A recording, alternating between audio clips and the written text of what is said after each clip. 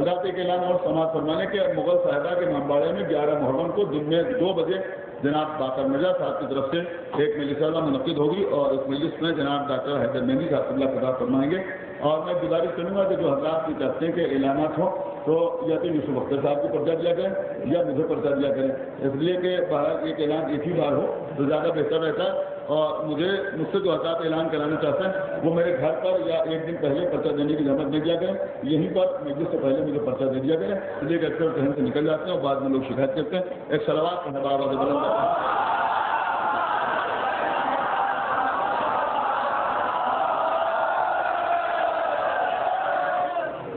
اعوذ باللہ السمیع العلی العظیم من الشیطان اللعین الرجیم. بسم اللہ الرحمن الرحیم.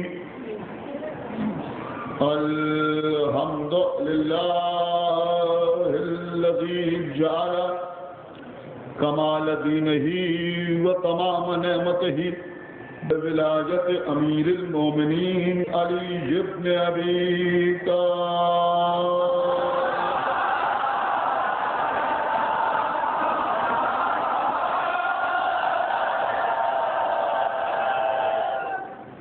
الصلاۃ والسلام علی صاحب الدین والاسلام والحل والحرام والرکن والمقام والصلاة والصیام والسجود والقیام والشریعت والاحکام والحجت والبرہان والمحبت والعرفان والحق والبیان والکتاب والقرآن سیدنا ونبینا وشفیعنا ومولانا ومولا الثقلین صاحب قاب قوسین امام الحرمین محبوب رب المشرقین والمغربین جد الحسن والحسین ابی القاسم محمد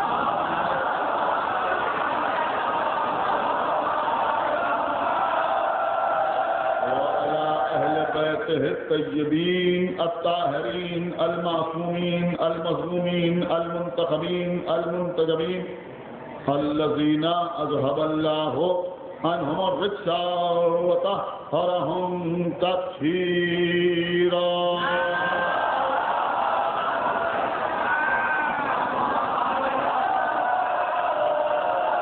ولعنۃ اللہ علی اعدائہم وقتلتہم وغاصبی حقوقہم ومنکری فضائلہم ومصائبہم وشجاعتہم وسخاوتہم وطہارتہم وولایتہم وعظمتہم وعطشہم اجمعین من الان الی یوم الدین. اما بعد فقد قال اللہ سبحانہ تبارک وتعالی فی کتابہ المجید وفرقانہ الحمید وقولہ الحق. بسم اللہ الرحمن الرحیم. وَكُلَّ شَيْءٍ أَحْصَيْنَاهُ فِي إِمَامٍ مُبِينٍ.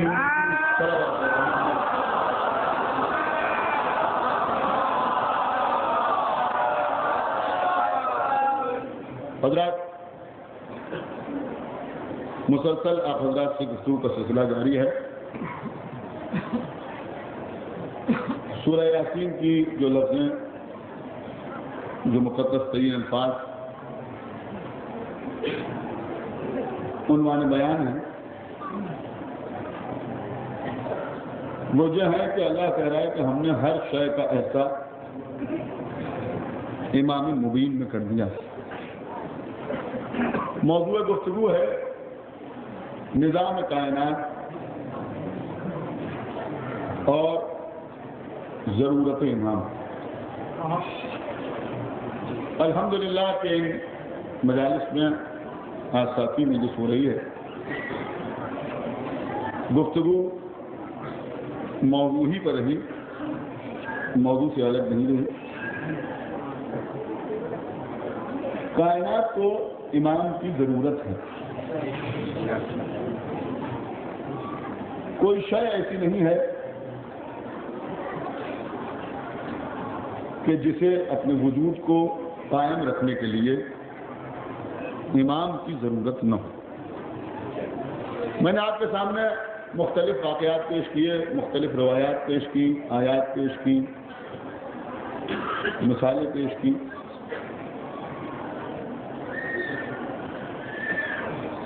دو دن پہلے میں نے آپ کے سامنے تسبیح کی مثال پیش کی کہ تسبیح کو تسبیح رہنے کے لیے ایک امام کی ضرورت ہے، جماعت کو جماعت رہنے کے لیے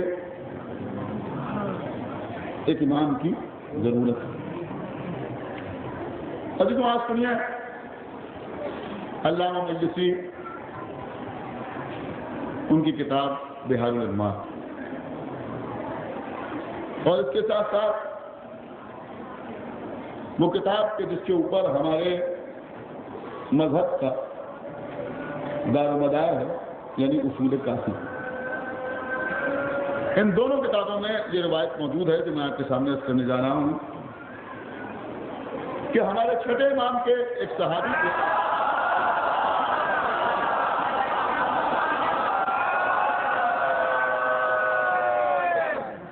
جن کا نام تھا جناب ہشام بن حکم.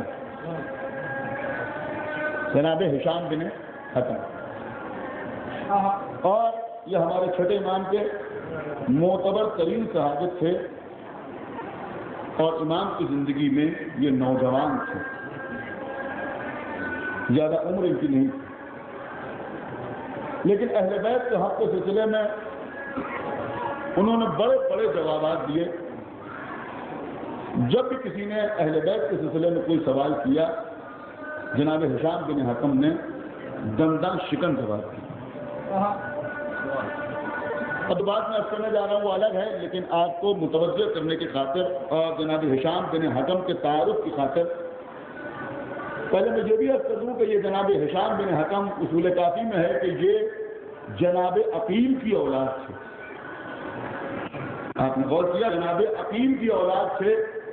ظاہر کی بات ہے کہ ہر ایک کو اپنے بزرگوں کا ورثہ ملتا ہے، کیونکہ جناب عقیل نے بھی باطل کے دربار میں جا کے حق کو بالکل ویسے ہی بیان کیا جیسے موسیٰ نے دربار فرعون میں اظہار حق کیا. لہذا ہشام بن حکم کو بھی اپنے بزرگ کی یہ سیرت ملی تھی، اور انہوں نے اکثر لوگوں سے مناظرے کیے، مقابلے کیے، اور دنداں شکن جواب جناب ہشام بن حکم نے دی. ایک مرتبہ ایک شخص جس کا نام زرار تھا، بڑی توجہ کے ساتھ سنیے گا، یہ سوال اکثر ہمارے درمیان بھی ہوتا ہے، اور یہ جو میں آپ کے سامنے اس پر کر رہا ہوں اس کے لیے حوالہ کر دوں. لکھنے والے ہیں محمد ابن شہر آشوق، کتاب کا نام ہے مناقب آل ابی طالب. کتاب کا نام مناقب آل ابی طالب، لکھنے والے علامہ ابن شہر آشوق. سنیے عزیزوں، جناب ہشام بن حکم سے زرار نے پوچھا کہ یہ بتائیے کہ اگر علی کو رسول اللہ نے امام بنا دیا تھا تو پھر بعد رسول مولا علی نے ان لوگوں پر کہ جنہوں نے علی کی امامت کا انکار کیا اپنی امامت کو پیش کیوں نہیں کیا؟ اس کے کہنے کا مقصد یہ تھا کہ علی نے دربار میں جا کے یہ کیوں نہیں کہا کہ مجھے امام مانو، اور علی نے خود کیوں نہیں کہا کہ امام مانو؟ ہشام بن حکم نے جواب دیا کہ علی کیوں کہتے کہ مجھے امام مانو؟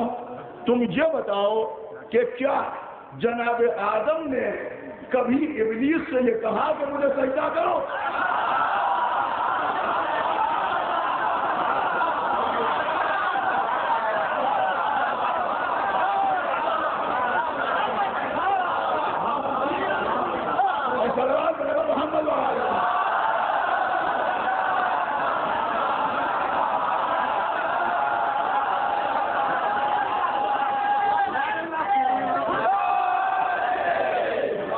کیا جناب آدم کبھی ابلیس سے کہا کہ مجھے سجدہ کرو؟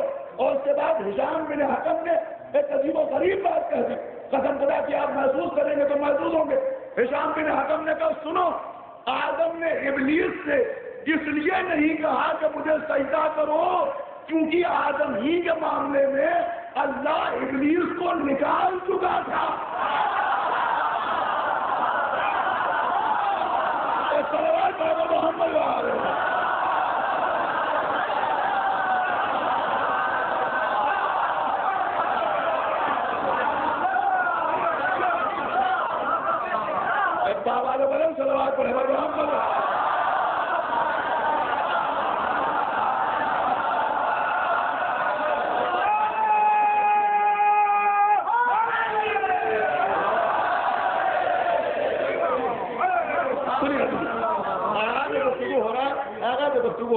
میں نے تعارف کرا دیا جناب ہشام بن حکم.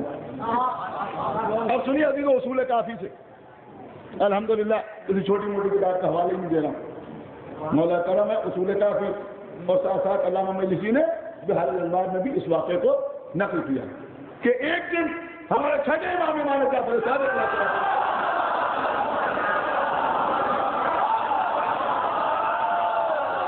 جناب ہشام بن حکم سے کہا، ہو سکتا ہے بچے پہلی بار سن رہا ہوں، جناب ہشام بن حکم سے کہا کہ ہشام ذرا کو گفتگو بیان کرو جو تمہارے اور عمرو بن عبید کے درمیان ہوئی. سنیے، جو تمہارے اور عمرو بن عبید کے درمیان ہوئی. جناب ہشام جو نوجوان تھے کا فرزند رسول آپ کے سامنے شرم مانے ہیں، حیا آتی ہے کہ آپ کے سامنے کچھ بیان کرو. امام نے فرمایا نہیں ہشام، کیونکہ ہمارے حق میں بولے تھے لہذا ہمارے سامنے بیان کرو. کیا سننا، چونکہ ہمارے حق میں بولے تھے لہذا ہمارے سامنے بیان کرو، لہذا ہمارے سامنے بیان کرو. کچھ لوگ کہتے ہیں صاحب امام نے اپنے سامنے مرثیہ پڑھوایا، کسی نے تقریر نہیں کروائی. نہیں، ایسی ویسی تقریر ہو تو امام کے سامنے کوئی نہیں کر سکتا، لیکن اگر مناظرہ ہو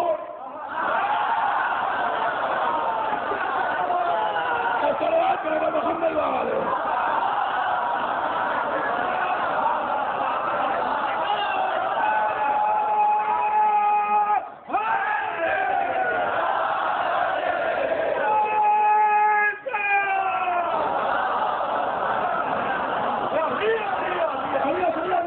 پوری ذمہ داری کے ساتھ کر رہا کوئی لفظ ایسا نہیں جس میں کوئی اعتراض کر سکے.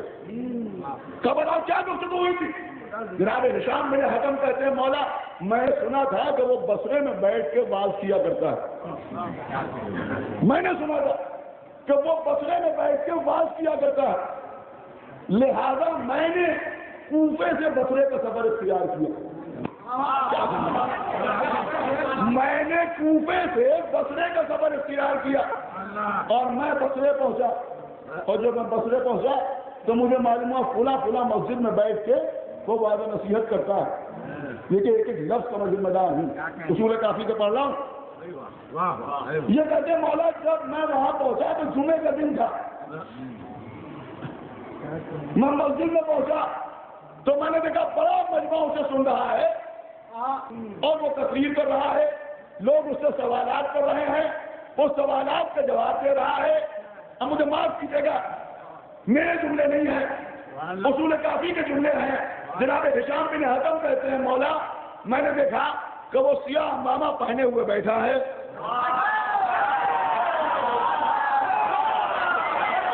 کیا سنایا سلوات پر محمد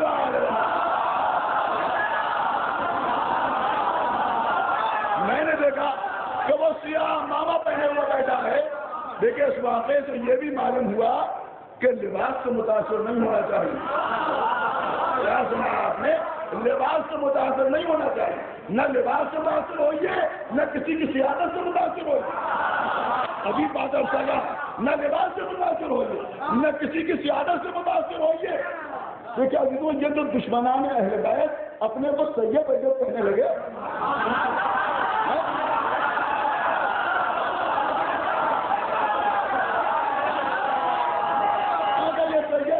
اور یہ حسنی سید ہیں اور یہ حسینی سید ہیں اور یہ ڈبل سید ہیں، حسنی بھی ہیں اور حسینی بھی ہیں. کیا سنیں آپ؟ اس سے متاثر ہونے کی ضرورت نہیں ہے. بڑی عجیب بات عرض کر رہا ہوں، اس سے متاثر ہونے کی ضرورت نہیں ہے. ہمارے یہی چھٹے امام ہمارے یہی چھٹے امام کسی نے کہا مولا غالباً یہ بات میں ویسے عرض کر چکا ہوں لیکن پھر اس لیے عرض کر رہا ہوں کہ بات سامنے آ گئی ہے کہ کسی نے کہا مولا یہ بتائیے کہ آپ کی فضیلت کی دلیل کیا ہے. تو امام نے کہا سنو، سامنے کی دلیل تو یہی ہے کہ ہر آدمی ہمارے نسب پر داخل ہونے کی کوشش کرتا ہے اور کسی کے نسب پر داخل ہونے کی کوشش نہیں کرتا.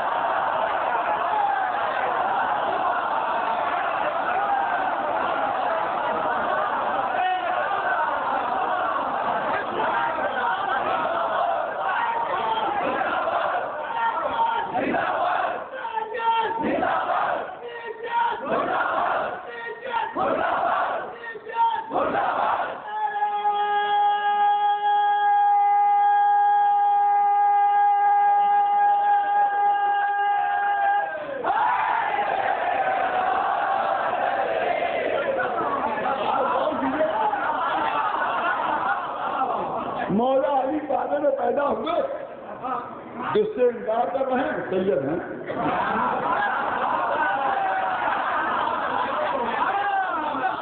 مولا علی کے بعد میں کلمہ نہیں پڑھا، لکھ رہے ہیں سید ہیں۔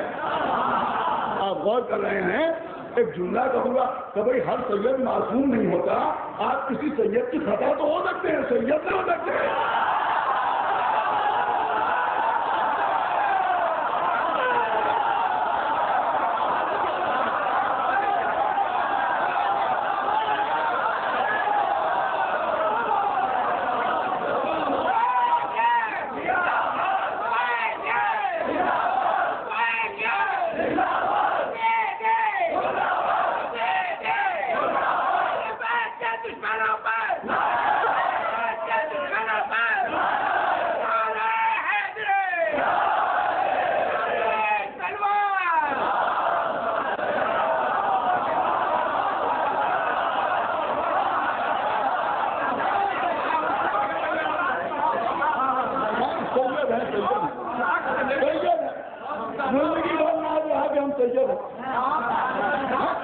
ابھی کیسے سید سنیے، ابھی تو مدت سن گئے، میں ہی پڑھوں گا آپ کے سامنے، ڈھونڈ کر آیا ہوں آپ کے لیے، کوئی سماعت کروا لے گا۔ ہمارے 8 امام علی رضا علیہ السلام،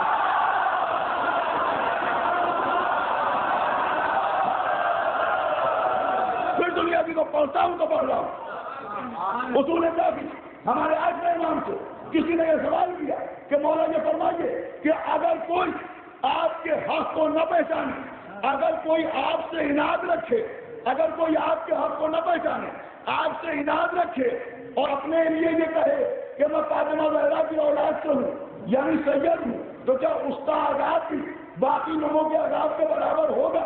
یعنی وہ پوچھنا چاہتا تھا کہ کیا اس کو بھی ویسا ہی عذاب ہوگا جیسے دوسروں کا عذاب ہوا؟ وہ سمجھا تھا کہ وہ کہتے ہیں کہ چونکہ وہ فاطمہ کی اولاد سے ہے زیادہ اس پہ عذاب نہیں ہوگا۔ امام نے فرمایا سنو، ہمارے جج علی بن حسین نے فرمایا کہ اگر کوئی بی بی زہرا کی اولاد سے ہونے کا دعویٰ کرے اور ہمارے حق کو نہ پہچانے تو اس پر دگنا عذاب ہوگا۔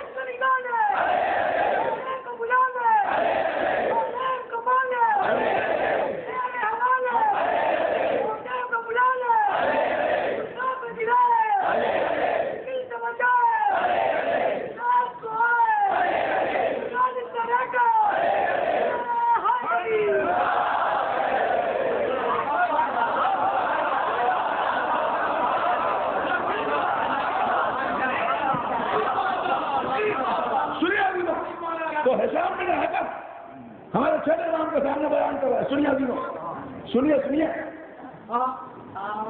امام نے کہا کیا بات ہوئی؟ کہ مولا میں نے کوفے سے بصرے کا سفر اختیار کیا، میں بصرے پہنچا، جب وہاں پہنچا تو وہ مسجد میں بیٹھا ہوا تھا، سیاہ نامہ پہنے ہوئے تھا، اونی ردا اوڑے ہوئے تھا، لیکن یہی جملے ہیں، اونی ردا اوڑے ہوئے تھا، لوگ اس سے سوال کر رہے تھے، لوگ سوال کر رہے تھے، وہ جواب دے رہا تھا، میں مجمع کو چیرتا ہوا آگے بڑھا، اس کے سامنے جا کر دوزانو ہو کے بیٹھا، اور بیٹھنے کے بعد کہا سنو میں ایک مرد مسافر ہوں، کہ کیا چاہتے ہو؟ کہ میں تم سے کچھ سوال کرنا چاہتا ہوں، جواب دو گے؟ اس نے کہا ہاں ہاں پوچھو، تم کیا سوال کرنا چاہتے ہو؟ تم کیا سوال کرنا چاہتے ہو؟ یہ کہتے ہیں ہشام بن حکم کہتے ہیں، میں نے اس سے کہا کہ یہ بتاؤ کہ تمہارے آنکھ ہے؟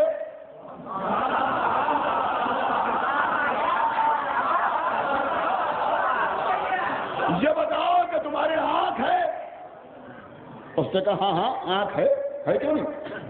اس نے کہا تم نے عجیب سوال کیا، خیر تمہارا سوال احمقانہ ہے، بچکانہ ہے، لیکن میں نے کہا میں جواب دوں گا، بے شک میرے آنکھ ہے، میرے آنکھ ہے۔ کہ کیا کرتے ہو آنکھ سے؟ آنکھ سے کیا کرتے ہو؟ انہوں نے کہا دیکھتا ہوں آنکھ سے۔ نے کہا ایک سوال اور ہے، کہ کیا؟ کہ کان ہے تمہارے؟ ٹھیک ہے سنیے کہ کان ہے؟ کہ ہاں کان بھی ہے۔ کہ کانوں سے کیا کرتے ہو؟ کہ سنتا ہوں۔ کہ زبان ہے؟ کہاں زبان بھی ہے؟ کہ زبان سے کیا کرتے ہو؟ کہ زبان سے چیزوں کا ذائقہ معلوم کرتا ہوں، چیزوں کا ذائقہ معلوم کرتا ہوں۔ جناب حشام بن حکم کہتے یہ بتاؤ تمہارے پاس دل بھی ہے؟ سنیے کیا تمہارے پاس دل بھی ہے؟ یہ ہے ضرورت امام، میں اپنے موضوع سے الگ نہیں ہوں۔ کیا تمہارے پاس دل بھی ہے؟ کہ ہاں ہمارے پاس دل بھی ہے۔ کہ دل سے کیا کرتے ہو؟ دل سے کیا کرتے ہو؟ اس نے کہا جب میرے حواس کو، لیکن سنیے ہلکی پھلکی بات نہیں ہے، کہ جب میرے حواس کو کسی معاملے میں تذبذب ہوتا ہے یا شبہ پیدا ہوتا ہے، یعنی آپ کو یہ شبہ ہوتا ہے کہ دیکھیں یا نہ دیکھیں، کان کو یہ شبہ ہوتا ہے کہ سنیں یا نہ سنیں، زبان کو یہ تذبذب ہوتا ہے کہ اس چیز کا ذائقہ اچھا ہے یا برا ہے، یعنی جب شبہ پیدا ہوتا ہے، جب سکون پیدا ہوتے ہیں تو میرے حواس دل کی طرف رجوع کرتے ہیں اور دل ان کے شبہات کو یقین میں بدل دیتا ہے۔ کیا سنا آپ نے؟ دل ان کے شبہات کو یقین میں بدل دیتا ہے۔ ہشام بن حکم کہتے جب اس نے یہ کہا تو میں نے کہا ایک بات بتاؤ۔ اس نے کہا کیا بتاؤں؟ کہ یہ بتاؤ کہ جب اللہ نے تمہارے حواس کو بغیر اس کے نہ چھوڑا کہ جب انہیں کسی معاملے میں شک ہو، شبہ ہو، تو وہ دل کی طرف رجوع کریں اور دل ان کے شبہات کو یقین میں بدل دے، تو بعد پیغمبر ساری امت کو کیسے چھوڑ دیا کہ جب ان کے درمیان اختلاف ہوں تو کوئی دل نما ایسا امام نہ ہو۔ ایک صلوات پڑھے محمد کہ جس کی طرف وہ رجوع کر سکیں۔ اس کے معنی یہ ہوئے کہ امام کائنات میں ویسے ہی ہوتا ہے جیسے جسم میں دل ہوتا ہے۔ ایک صلوات پڑھے محمد لیکن سننا بھی تو آغاز گفتگو، جیسے جسم میں دل ہوتا ہے ویسے ہی کائنات میں امام ہوتا ہے۔ دل کا کام ہے شبہات کو دور کرنا، امام کا کام ہے شبہات کو دور کرنا۔ دل کا کام ہے یقین پیدا کرنا، امام کا کام ہے یقین پیدا کرنا۔ اور سنو عزیزو، دل کا کیا کام ہے؟ دل کا کام ہے خون کو پاک کرنا۔ خدا کے لیے بیدار ہو کے سنیے گا، دل کا کام ہے خون کو پاک کرنا۔ جو خون دل تک پہنچتا ہے، آپ غور کر رہے ہیں، وہ پاک ہو جاتا ہے۔ اس کا مطلب یہ ہوا کہ اگر خون دل سے متصل نہ ہو تو پاک نہ ہو۔ کیا سنا آپ نے؟ کیا کر رہا ہوں؟ اگر دل سے متصل نہ ہو تو پاک نہ ہو۔ اب آپ سمجھے علی کو معیار الولد کیوں کہا جاتا ہے؟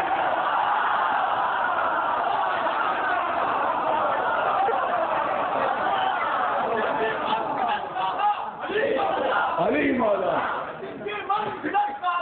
علی مولا، علی مولا، ہر طرف چرچا، علی مولا، علی مولا، ہر طرف جلوہ، علی مولا، علی مولا، نبی کے جوش میں آیا، علی مولا، علی مولا، کے گھر ہوا پیدا، علی مولا، علی مولا، سارا جس کے در آیا، علی مولا، علی مولا، سورج دل سے پلٹ آیا، علی مولا، علی مولا،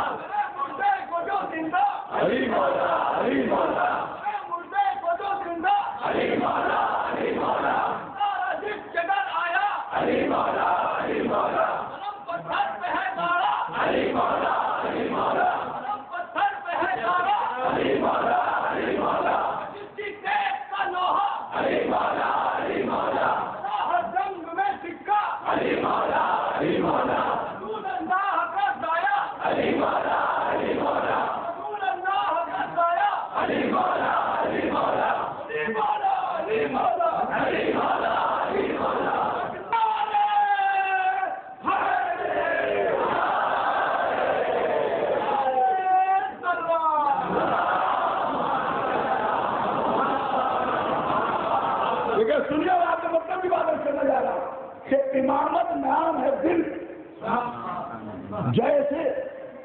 میں دل ہے ویسے ہی کائنات میں امام ہے، ویسے ہی کائنات میں امام ہے، ویسے ہی کائنات میں امام ہے۔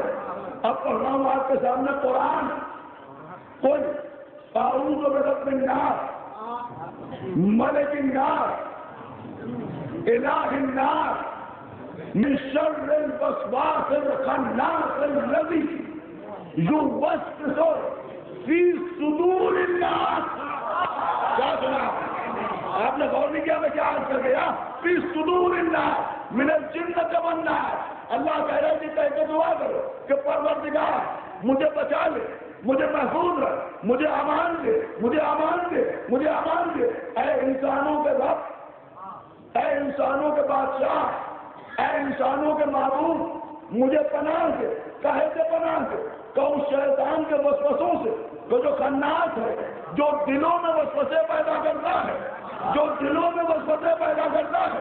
اس کا مطلب یہ ہوا کہ شیطان آنکھ میں وسوسے پیدا نہیں کرتا، کان میں وسوسے پیدا نہیں کرتا، آپ کیا سن رہے ہیں؟ زبان میں وسوسے پیدا نہیں کرتا، دل میں وسوسے پیدا کرتا ہے۔ دل میں وسوسے پیدا کرتا ہے۔ آپ علی کہتے ہیں دل کو، اسی لیے شیطان لا الہ الا اللہ میں وسوسہ نہیں پیدا کرتا، محمد رسول اللہ میں وسوسہ نہیں پیدا کرتا۔ علی الولی اللہ ہے۔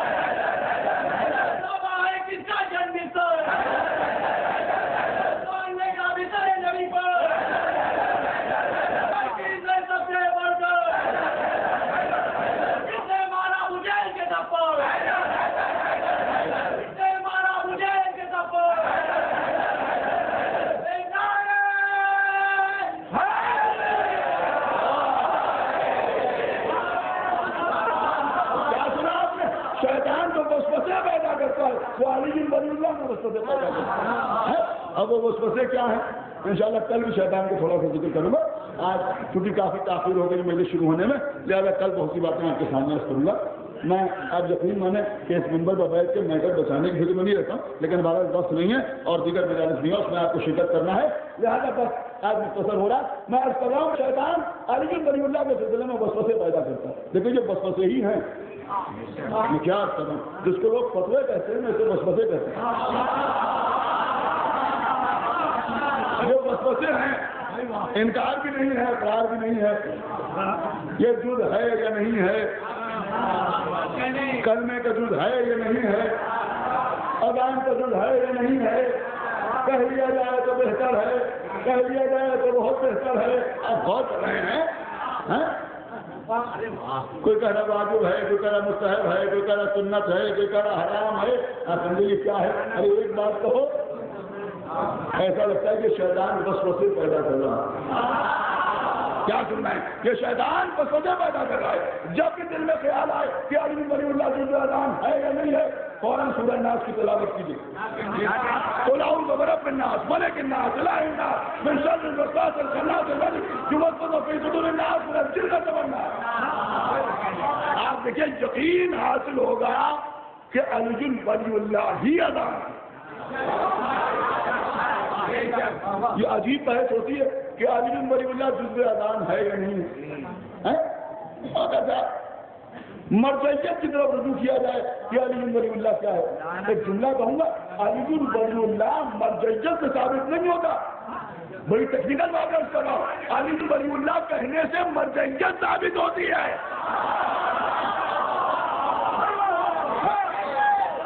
یعنی اگر علی بن ولی اللہ کا قائل ہے تو مرجع وقت ہے، اور نہیں ہے تو نہیں ہے. سنیے ابھی تو ایک بحث یہ کہ علی بن ولی اللہ جزو اذان ہے یا نہیں ہے، جزو اذان ہے یا نہیں ہے، جزو اذان ہے یا نہیں ہے. دیکھیے اب لوگ کہتے ہیں صاحب یہ خطابت ہے. میں کہوں گا بے شک خطابت ہے. خطابت ہے خطابت ہے، معصوم کی حدیث تو نہیں ہے خطابت ہے. تو بھائی جیسے خطابت ویسے اشتہار. یہ غور کیجیے گا بات سے کہ جو میں آپ کے سامنے عرض کر رہا ہوں، اس لیے کہ اشتہار میں بھی قرآن سے، حدیث سے، اجماع سے، عقل سے استنباط ہو رہا ہے. یہاں بھی تو وہی کام ہو رہا ہے. صلوات پر محمد وعلیہ یہاں بھی قرآن و حدیث کے علاوہ کچھ اور تھوڑی بیان ہو رہا ہے. گناہ چلے جا رہا ہے. علی ولی اللہ کی اذان ہے یا نہیں ہے؟ ارے کم لوگ ایسی باتیں کرتے ہو. یہ تحریری بات ہے کہ علی اذان کا جز ہے یا نہیں ہے. سنیے ابھی تو سنیے، اذان تو ہے مستحب، نماز ہے واجب. مگر پیغمبر نے نماز کے سلسلے میں یہ نہیں کہا کہ یہ ایمان کا کل ہے، بلکہ یہ فرمایا کہ یہ ایمان کا جز. روزے کے لیے کہا کہ یہ ایمان کا جز.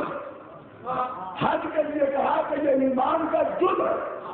زکات کے لیے کہا کہ یہ ایمان کا جز ہے. اذان کے لیے کہا کہ یہ ایمان کا جز ہے. معلوم یہ ہوا کہ اذان جزو نماز، جزو ایمان، روزہ جزو ایمان، نماز جزو ایمان، سجدہ جزو ایمان. لیکن میں وہ نہیں کر رہا ہوں کہ آپ سنتے رہتے ہیں، یہ سب کچھ ہے جزو ایمان. لیکن جب خندق میں علی نکلے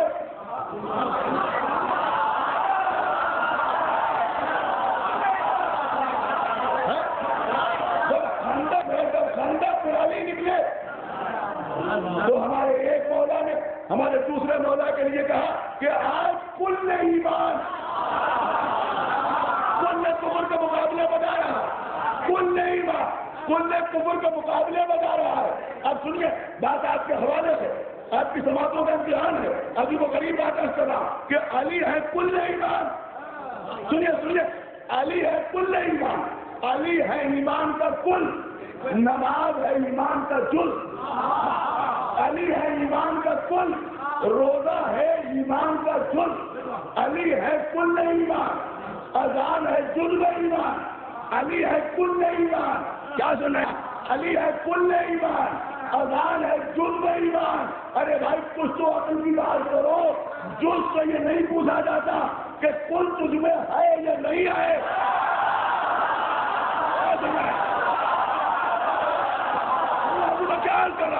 تجھ سے یہ نہیں پوچھا جاتا کہ کل تجھ میں ہے یا نہیں ہے، بلکہ کل سے پوچھا جاتا ہے کہ یہ تیرا جز ہے یا نہیں ہے.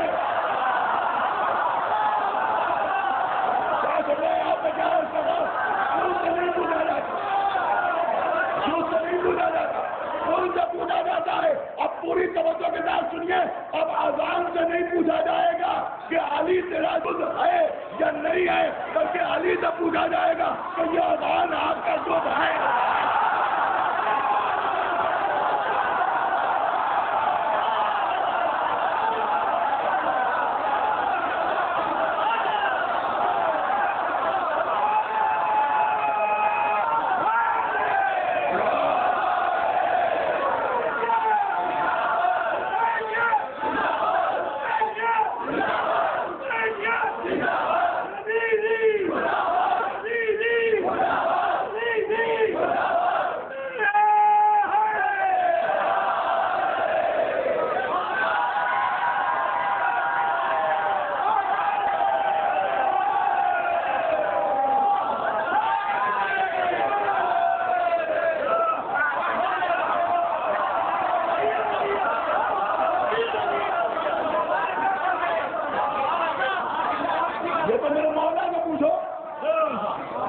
تو یہ اذان آپ کا جھوٹ ہے یا نہیں؟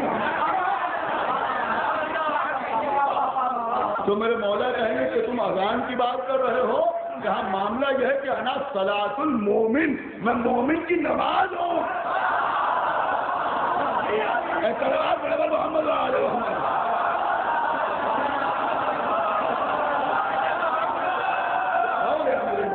میں مومن کی نماز، میں مومن کی نماز، انا صلاۃ المومن، میں مومن کی نماز ہوں۔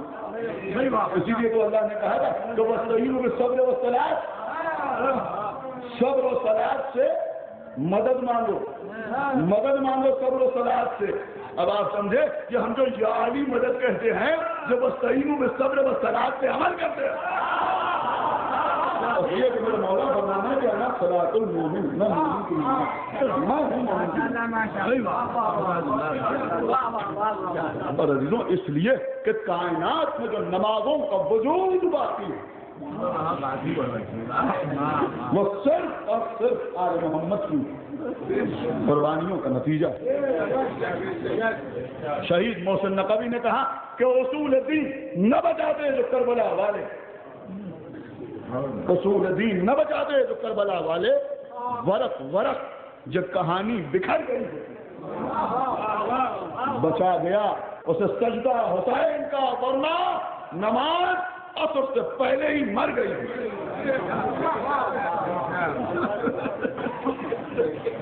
ہم وہ ہیں جنہیں نماز بچاتی ہے، حسین وہ ہیں جو نماز کو بچاتے ہیں۔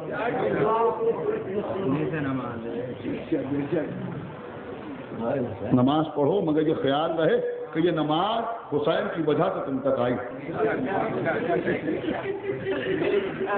وہ روزہ رکھو مگر یہ خیال رہے کہ یہ روزہ ہم تک اس لیے آیا کہ حسین کربلا کے میدان میں بھوکے پیاسے رہے۔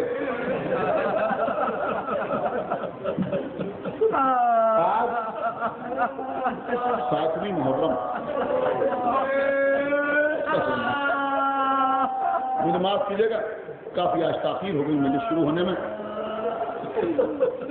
بس مجلس تمام ہو گئی۔ آج 7ویں محرم، آج کی تاریخ کو نہیں ہے جس دن پانی بند ہوا، بلکہ آج کی تاریخ کو ہے جس دن پانی ختم ہوا۔ خیام حسینی میں قطرہ آب میں پیاس، غضب کی پیاس، چھوٹے چھوٹے بچے ہاتھوں میں خالی کودے، العطش العطش العطش، ہائے پیاس ہائے پیاس ہائے پیاس کی صدائیں بلند کر رہے ہیں۔ عزیزوں آج کی تاریخ وہ تاریخ ہے جس دن سے اون محمد پیاسی،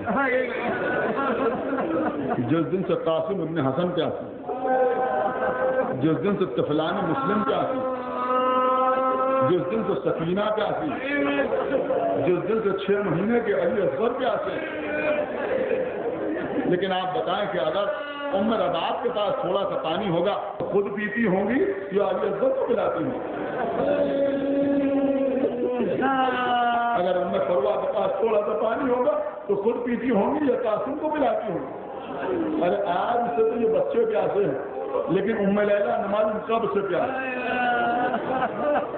ام رباب نہ معلوم کب سے پیاسی، شہزادی زینب نہ معلوم کب سے پیاسی، اور پھر سب سے بڑھ کے آقا حسین نہ معلوم کب سے پیاسی۔ عزیزوں یہ 7ویں محرم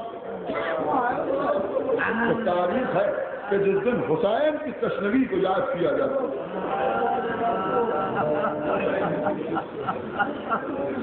حسین ابن علی کی تشنوی کو سلام کرتے ہوئے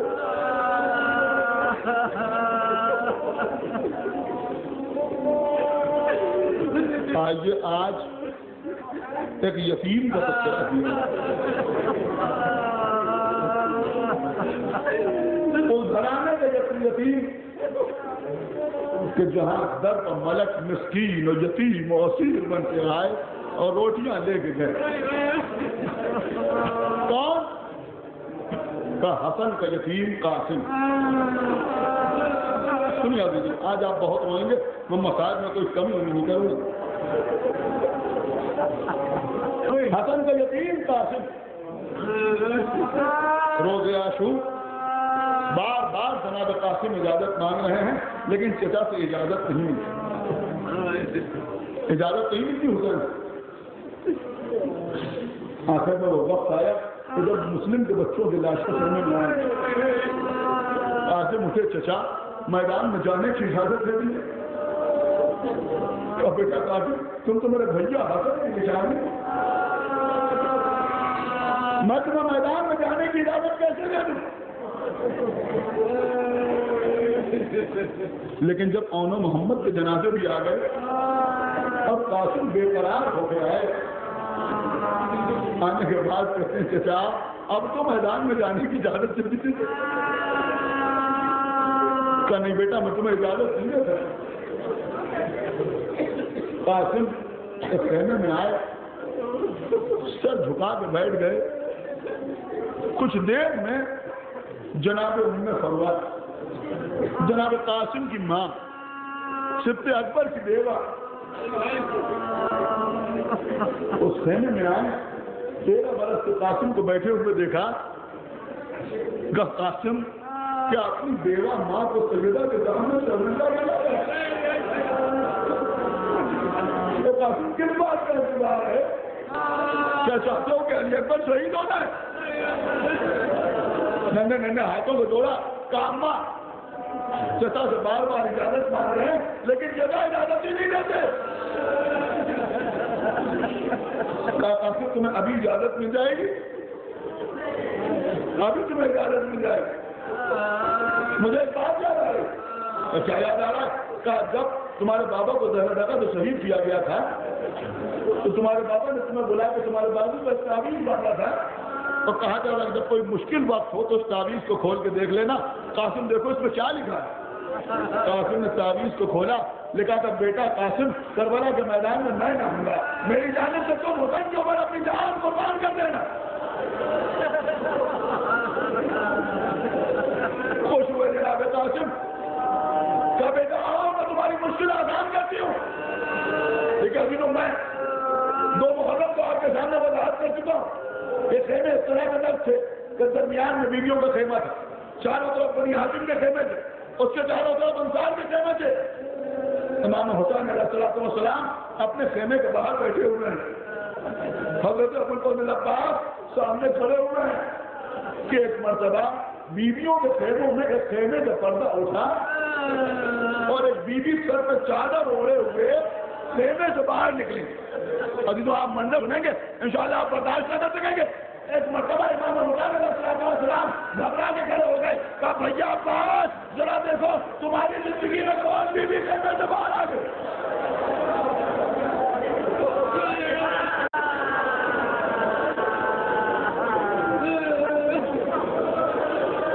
حضرت ابو الفضل عباس نے دیکھا، کہا تھا مادر قاسم آ گئی۔ جناب ام فروہ اپنے 13 برس سے کم سن کا ہاتھ پکڑے ہوئے حسین ابن علی کے سامنے آئی۔ آنے کے بعد کہتی ہیں آقا حسین آپ امام ہیں، آپ کی اطاعت ہم کو فرض ہے، لیکن آقا حسین رشتے میں میں آپ سے بڑی ہوں، آقا حسین رشتے میں میں آپ سے بڑی ہوں، میں آپ کے بڑے بھائی کی بول رہا ہوں، میں آپ کے بڑے بھائی کی بول رہا ہوں، رشتے میں میں آپ سے بڑی ہوں، لیکن میں آپ سے ایک التجا کرنے کے لیے آئی ہوں۔ امام حسین علیہ السلام اپنی بھاوت کے احترام میں کھڑے ہوئے کیا کہنے کے لیے آئی ہیں؟ کہ میں سب سے گزارش کرنے کے لیے آئی ہوں کہ اپنے بھیا کی تحریر پڑھ لیجیے۔ امام حسین علیہ السلام نے اپنے بھائی کی تحریر کو ہاتھوں پر لیا، پڑھا اور پڑھنے کے بعد قاسم کو سینے سے لگا لیا۔ مقبل کا جملہ ہے کہ حسین اتنا روئے کہ جج آ گیا۔ عزیز الراوی کہتا ہے کہ حسین کربلا میں کسی کے رخصت کے وقت بے ہوش نہیں ہوئے، صرف جب جناب قاسم رخصت مارنے کے لیے آئے تو حسین اتنا روئے کہ بے ہوش ہو گئے۔ واقع ہوا کہ بھیا عباس میرے لال قاسم کے لیے سواری کا اہتمام کرو۔ سنیے عزیزو سنیے، حضرت ابو الفضل عباس کا گھوڑا لے کے آئے۔ امام حسین علیہ السلام آگے بڑھے، آگے بڑھ کے کہا بھیا عباس ذرا گھوڑے کی لگام پکڑنا. عباس کے گھوڑے کی لگام پکڑی. حسین نے اپنے ہاتھوں سے قاسم کو گھوڑے کو بٹھایا. ابوالفضل عباس آگے بڑھے, گھوڑے کے رکابوں کو پڑھ کر 13 رس کے چلتے پیر رکابوں تک نہیں پہنچ رہے. اور آپ سن سکیں گے, آپ محسوس کر سکیں گے کہ یہ جناب قاسم سن اتنا کم تھا کہ کوئی ذرا ایسی نہیں تھی جو قاسم کے بدن پہ آ رہا ہے. لہذا ایک باریک سے کرتا پہنے ہوئے گھوڑے میں سوار ہوئے. جب چلنے والے تھے حسین آگے بڑھے, آگے بڑھ کے قاسم کے گریبان کو چاک کر دیا. جب قاسم چلے گئے, زینب نے خیمے میں بلایا, کہا بھیا آپ نے کسی کے ساتھ ایسا نہیں کیا جو آپ نے قاسم کا گریبان کیوں چاک کر دیا. کہا بہن زینب, قاسم میرے بھیا کی نشانی ہے. میں نے گریبان اس لیے چاک کر دیا کہ چار گریبان یتیمی کی نشانی ہے. میں نے سوچا شاید کسی کو قاسم پر رحم آ جائے, یتیم سمجھ کے رحم کر دے, یتیم سمجھ کے رحم کر لے. بارہ جناب قاسم کرنے لگے, آواز ہم لوگ پاس ہماری جنگ دیکھیے گا. اس کے بعد امام حسین کی طرف مخاطب ہوئے, چچا آپ بھی میری جنگ دیکھیے گا. ہاں قلندی کو کھڑے ہوئے ابوالفضل عباس, امام حسین علیہ السلام, شہزادہ علی اکبر قاسم کی جنگ دیکھ رہے ہیں. 13 برس کا کمزور شہزادہ میدان میں آیا, چھوٹی سی تلوار کو باہر نکالا. جناب قاسم نے مبارک طلبی کی اور اس کے بعد بڑی نصیحت کی کہ تمہیں کیا ہو گیا ہے, تم پانی پی رہے ہو, فرزند رسول کیا تھا. لیکن یہ جناب قاسم کا رجب ہے کہ جس میں حسین کے مسائل بھی بیان تو تم پانی پی رہے ہو, فرزند رسول پیاسا ہے, رسول کا نوازا بھوکا ہے, پیاسا ہے, یہ تم نے کیسا ظلم کیا ہے. یہ کہہ کے جناب قاسم نے تلوار نکالی, مبارک طلبی کی. لوگ قاسم کے مقابلے پہ آتے گئے, جناب قاسم تلوار چلاتے گئے. آنے والے تحت ہوتے رہے. یہاں بلندی پکڑے ہوئے عباس, علی اکبر, ابوالفضل عباس, علی اکبر, آقا حسین قاسم کے ہر وار پر سبحان اللہ, ماشاء اللہ, جزاک اللہ, شاباش میرے بیٹے, سبحان اللہ بلال. ادھر معصومین کا رشدات دے رہے ہیں, ادھر قاسم تلوار چلا رہے ہیں. جب قاسم نے بہت سو کو واصل جہنم کیا, ایک مرتبہ عمر ملعون ادرک شامی کے پاس آیا. آنے کے بعد کہتا ہے کہ اے ادرک, تجھے امیر شام سب سے زیادہ تنخواہ دیتا ہے, تو 1000 آدمیوں کا بھاری ہے, یہ 13 برس کا بچہ سب کو قتل کیے دیتا ہے, تو یہاں بیٹھا ہوا ہے, جا کے اس بچے کو قتل کر دے. ادرک کہتا میں اور بچے کے مقابلے بتاؤں, میں اپنے ایک بیٹے کو بھیجتا ہوں, وہ اسے قتل کر دے گا. اس نے اپنے ایک بیٹے کو آمادہ کیا, بیٹا قاسم کے سامنے آیا. جیسے ہی بیٹے نے وار کیا, قاسم الگ ہٹے, تو بلوائیے گا الگ ہٹے. قاسم نے اس کے وار کو خالی کیا اور اس کے بعد آگے بڑھے, اور آگے بڑھ کے علی کے پوتے نے ادرک شامی کے بیٹے کے بالوں کو پکڑا, اور پکڑنے کے بعد چاروں طرف گھمایا, اور گھمانے کے بعد جو پھینکا تو وہ اپنے باپ کے قدموں میں جا کے گرا. اب تو جا کے تن توڑ دیا. ادرک شامی نے غصے کے عالم میں اپنے دوسرے بیٹے سے کہا کہ تو اس بچے کے مقابلے پہ جا. وہ قاسم کے مقابلے پہ آیا, اس نے تلوار سے وار کیا. قاسم نے ڈھال کے اوپر وار کو روکا, لیکن وار ایسے شدید تھا کہ قاسم کی ڈھال 2 حصوں میں تقسیم ہو گئی. دور بیٹھے ہوئے حسین ابن علی یہ منظر دیکھ رہے تھے. ایک مرتبہ حسین گھبرائے, ایک دوسری ڈھال اٹھائی, اٹھانے کے بعد اپنے ایک دوسرے پردن کو دی, کیا لے کے جاؤ, جا کے قاسم تک کے ڈھال پہنچا دو. حسن کا دوسرا بیٹا جن کا نام محمد تھا, چھوٹا بھائی بڑے بھائی کے پاس آیا. آنے کے بعد وہ ڈھال جناب قاسم کو دی. بہرحال جناب قاسم نے حملہ کیا. ادرک شامی کا دوسرا بیٹا بھی مارا گیا. تیسرا بیٹا سامنے آیا, اسے بھی قتل کیا. چوتھا سامنے آیا, اسے بھی قتل کیا. ادرک کے چاروں بیٹے قتل ہو گئے. تو وہ غصے میں اس طرح سے قاسم کے سامنے آیا جیسے علی کے سامنے عمرو ابن عبد ود آیا, جیسے علی کے سامنے ہم نے اپنے عبد ود آیا تھا. اور علی کو مورخین نے لکھا کہ وہ لوہے میں ڈوبا ہوا قاسم کے سامنے آیا. اور یہاں 13 برس کے کم سن ایک خالی کرتا پہنے ہوئے, اس نے نیزے سے وار کیا. اب جو نیزے سے وار کیا, قاسم نے اپنے کو نیزے سے بچایا. وہ بڑا شرمندہ ہوا کہ اس کا وار خالی گیا. اس نے تلوار سے وار کیا. قاسم نے تلوار کے نیچے تلوار لگائی, تلوار 2 حصوں میں تقسیم ہو گئی. اور اس کے بعد کا سمجھ, اب میں وار کرتا ہوں, یہ کہہ کے قاسم نے جو وار کیا تو تلوار اس کی کمر کے اوپر لگی, وہ 2 حصوں میں تقسیم ہوا. لوگوں کو نظارہ یاد آ گیا کہ قاسم نے ادرک کو ویسے ہی 2 حصوں میں تقسیم کر دیا جیسے علی نے مرحب کو 2 حصوں میں تقسیم حضرت شامی کو قتل کیا. جب حضرت بھی قتل ہو گیا تو ایک مرتبہ عمر صاحب نے پکار کے کہا, ابھی وہ کم یہ چیز پڑھی جاتی ہے, سنیے گا. حضرت شامی جب قتل ہو گیا تو عمر صاحب کے لشکر سے پکار کے کہا کہ دیکھو یہ بچہ ضرور ہے مگر جو علی کا پوتا ہے, یہ حسن کا بیٹا ہے, یہ حسن کا بیٹا ہے. ارے تم تو شام کے رہنے والے ہو نا, حسن کی تلوار کی دھار خوب پہچانتے ہو. یہ حسن کا لال ہے, یہ سب کو کاٹ کے پھینک دے گا. ایسا کرو کہ چاروں طرف سے اس بچے کو اوپر پتھروں کی بارش کرو. ایمان تھا, ہر طرف سے کیا, جھولیوں میں پتھر بھرے ہوئے قاسم کی طرف پتھر چلا رہے تھے. درمیان میں حسین کا 13 برس کا بھتیجا چاروں طرف سے پتھر آ رہے ہیں. کبھی پتھر چہرے پر لگا, کبھی سینے پر لگا, کبھی بازو پر لگا, کبھی سر پر لگا. جگہ جگہ سے قاسم زخمی ہوتے رہے, خون بہتا رہا. اب تلوار لیے ہوئے لوگ آگے بڑھ گئے, نیزے ہوئے لیے ہوئے لوگ آگے بڑھ گئے. ایک 13 برس کے قاسم چاروں طرف سے باہر ہوتے رہے, چاروں طرف سے باہر ہوتے رہے. بس ابھی تو سنیے مجھے سوال ہو رہی ہے. ایک عجیب جملہ آپ کے حوالے کر رہا ہوں کہ قاسم جب تک گھوڑے پر رہے, قاسم تھے, زمین میں آئے تو تقسیم ہو گئے.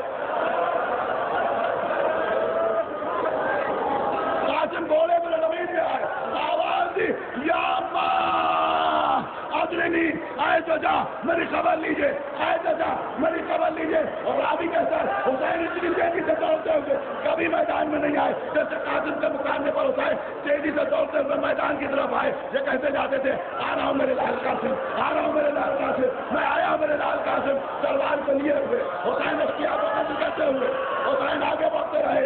ادھر قاسم پکار رہے, یا اماں ادرکنی, یا اماں ادرکنی, یا اماں ادرکنی, یا اماں ادرکنی. ابھی شبی نکلے گی, ابھی شبی نکلے گی. ہوتا کیا ہے کہ جب شبی نکلتی ہے لوگ آگے بڑھتے ہیں شبی کو چومنے کے لیے, شبی کو چومنے کے لیے. لیکن جب مجمع چھڑ جاتا ہے آپ نے دیکھا ہوگا کہ کچھ لوگ جو محتاط کے دل گئے بیٹھ جاتے ہیں, چھوٹے چھوٹے پھولوں کو چنتے ہیں, چونکہ پھول بگڑ جاتے ہیں. توجہ فرمائیے گا, چونکہ کے پھول سارے پرچادوں میں بکھرے ہوئے ہوتے ہیں. لوگ بیٹھ کے پھول چنتے ہیں. آپ سنیں گے قاسم میدان میں پامال ہوتے رہے, قاسم میدان میں پامال ہوتے رہے. اب جو لشکر بیٹھا وہ سیدہ کا لال حسین ابن علی کیا دیکھ رہے ہیں کہ قاسم کو میں بڑھ گئے. ایک مرتبہ حسین نے اپنی آواز کو اٹھایا, پالس پہ بٹھایا, ایک ایک جگہ سے کہیں سے ہاتھ اٹھایا, کہیں سے ہاتھ اٹھایا, کہیں سے چہرہ اٹھایا, کہیں سے بازو اٹھایا. سنیے جی تو سنیے, مجھے سلام ہو رہی ہے. 1 یا 2 منٹ کے اندر مجھے سلام ہے. حسین نے قاسم کی لاش کے ٹکڑوں کو سمیٹا, ایک کچھلی بنائی حسین نے, ایک کچھلی بنائی اور لے کے چلے پیچھے پیچھے عباس والی اکبر. آقا حسین نوحہ کرتے ہوئے, آقا حسین نوحہ کرتے ہوئے, اے میرے لال قاسم یہ چچا شرمندہ ہے, تو پکارتا رہا, میں تیری مدد کے لیے نہ آ سکا, میں تیری مدد کے لیے نہ آ سکا, میں تیری مدد کے لیے نہ آ سکا. میں کروں گی, میں کروں. جب آپ چھوٹے چھوٹے تعزیے, جب آپ چھوٹے چھوٹے تعزیے پہلی محرم کو خرید کے اپنے گھر میں لاتے ہیں تو ہوتا کیا ہے, ایک دوپٹے میں, ایک چادر میں آپ تعزیوں کو لپیٹ لیتے ہیں, وہاں لے کے آتے ہیں. لانے کے بعد وہ وسیع اور سیدہ خانے میں رکھ دی جاتی ہے. آپ نے دیکھا بعد میں وسیع کو کھولا جاتا ہے, ایک ایک تعزیوں کو نکالا جاتا ہے, امام بانے میں خانے میں رکھا جاتا ہے. اور وہ بالکل اسی طرح حسین قاسم کے لاش کے ٹکڑوں کی کچھی لے کے آئے, کچھی لے کے آئے. بیویاں گھیر کے کھڑی ہوئی, حسین نے درمیان میں وہ کچھی رکھی, حسین نے درمیان میں وہ کچھی رکھی. بس دنیا جی کو پہلے سوال, ایک سوال, رکیے رکیے ٹھہریے, مجھے کہنے نہیں دیجیے, مجھے کہنے نہیں دیجیے. آج یتیم کا ماتم ہے, رونے میں کوئی کمی نہ کیجیے گا. حسین نے وہ کچھی رکھی. سنیے جی تو سنیے, علی اکبر کا لاشیں آیا, اور لیلا لاشیں پہ آئے, اور محمد کے لاشیں آئے, زینب لاشیں پہ آئے. دنیا میں کیسے کہوں, میری زبان چل جائے, خدا کرے مجھے موت آ جائے یہ کہتے ہوئے, میں کیسے عرض کروں. دنیا دنوں جب بھی کسی شہید کا لاشا آتا تھا اس کی ماں خیمے میں آتی تھی, آ کر سرحانے بیٹھ جاتی تھی, سرحانے بیٹھ جاتی تھی.